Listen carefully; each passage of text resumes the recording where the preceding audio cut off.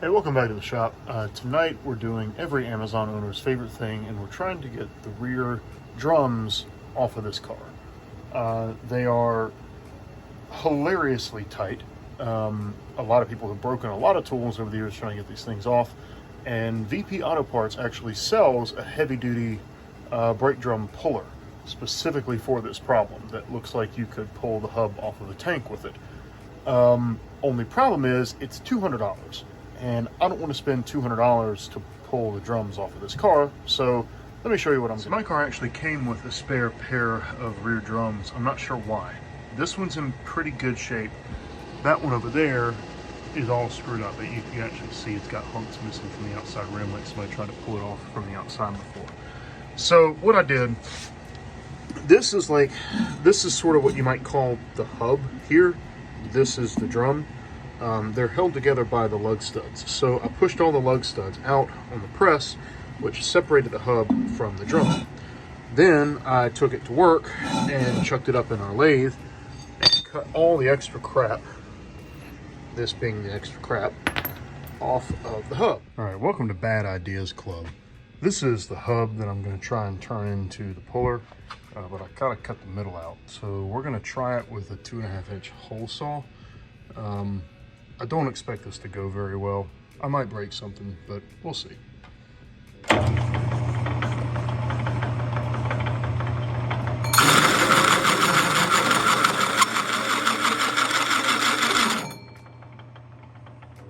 Yeah, that's not going great.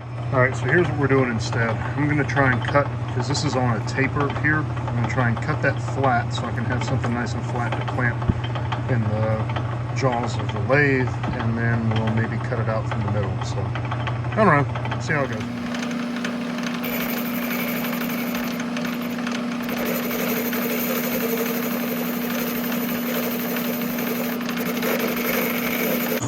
Probably taking too much on this cut, but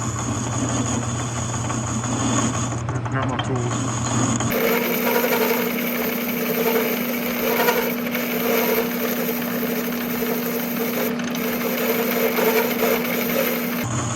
I am taking way too much on that cut. It'll be all right. I'm making progress here. Got the part that I've turned down, the first part I've got chucked in the jaws there. I cut off, I'm not gonna grab it because it's hot. I cut off pretty much all the front stub of the axle. I did sort of mark, this again does not need to be real precise. I'm just welding shit and, beating on stuff with big hammers. So you see that sort of shiny mark there? That's about 2.5 inches. So I'm gonna try and cut from the inside out until I reach that point. Yeah, so that's where we're at. I did it. I didn't break anything, didn't die, didn't hurt myself. That's still quite warm. Don't know how accurate the hole is, but it's close enough to 2.5 that it'll be fine for making a puller. So now I gotta clean up and put this back away. So now I've just got a spare hub. Then I measured this wrong, and that's a very ugly cut. Don't judge me. It's only my second time using the lathe. I thought this was 2.5 inch. Turns out it's 2 3/8. So my hole is a little oversized, but that's okay. We're gonna fill it with weld. So we're gonna take that, or obviously we don't need 2 feet of it. We're gonna chop it right about there. We're gonna lay a big old fat bead all the way around the bottom of this pipe. On the top end of this pipe, we're going to put this hunk of steel here after I weld this nut right here to the bottom, and then that's going to go all in the pipe like that and get welded up.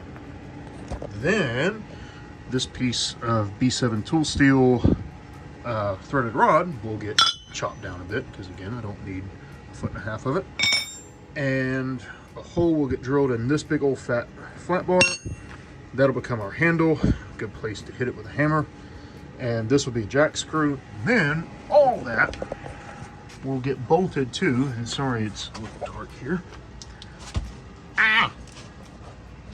All that will get bolted to this wheel hub, and then the jack screw will push on the stub of the axle right there, and hopefully we will be able to remove this brake drum. So that's the plan. Let's see how it works out.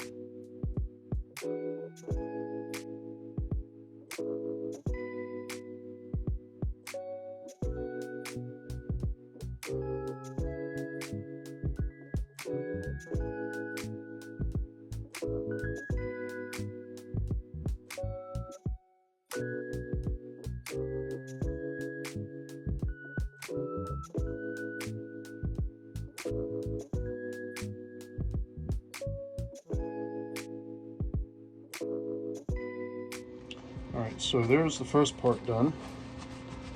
We've got our tube welded to the hub. Actually, I was gonna say not the prettiest welds, but that's not, by my standards, that's a damn good weld. How much is that worth an hour, brother? All right, next step is to get the cap with the nut welded. Actually, we've got to weld the nut to the cap and then the cap onto the top of the pipe. So set this aside.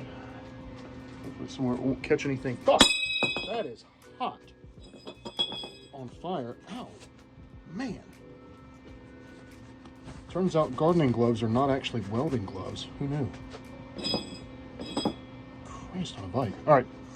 Let me get the cap and get it set up.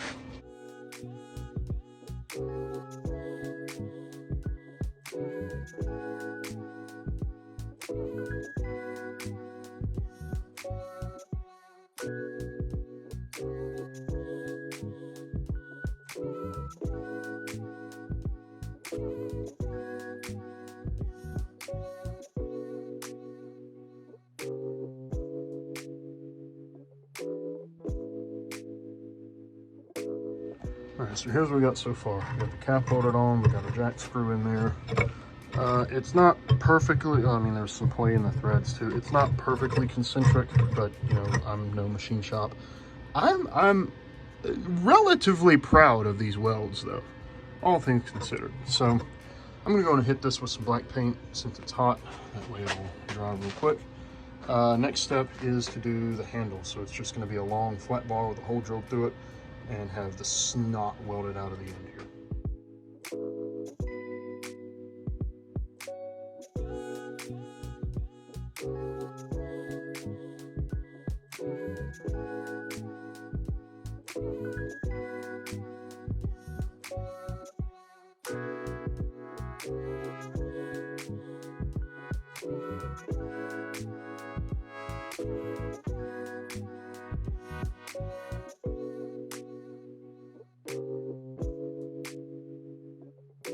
Well, that took an incredibly long time. I don't have a 7/8 bit, and apparently all my big bits are dull as hell. So Harbor Freight step bit to the rescue, and the largest step is 7/8. So now we can get the jack screw through there. I'm gonna put it probably about halfway up, and then just absolutely fill the hole with weld, and then run a bead around the bottom too. So let's go do that. Well, I forgot the time lapse of welding the bottom, but you get the idea. So, come on, focus. Whatever. Weld the top and bottom. Now we get to decide how long we want that to be and cut it way short and have to start all over. So I just test fitted on the car and turned the handle in until that touched on the stubs. So that is, we're gonna call that 2 inches there to the bottom of the nut, because I can't get on the damn, I can't get on bottom, right?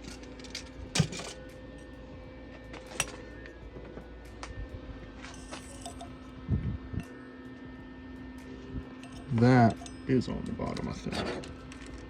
Yeah, okay, so that is on the bottom. So let's call it the bottom of the knurling of this, which is going to be, let's call that 3 1/4. No, yeah, better be a little too long. Call it 3 1/4. Plus we got to account for that, which is 1/2 inch. So that's 3 3/4. Plus I got to account for this shmoo down here. We're going to call that also 1/4. So that's 4. So I'm going to cut this to be, and we'll cut it at 5 inches. We'll cut it at 5 inches. That should give me plenty of thread to do what I need. Right? Because if I cut it at 5 inches, that's 3 1/4 plus half 3 3/4, which means I'm gonna have 1 1/4 inches sticking out. You know what? No.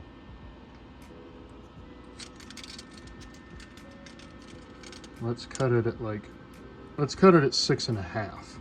How about we do that? We'll cut it at 6 1/2 and see how we like it, and then go from there.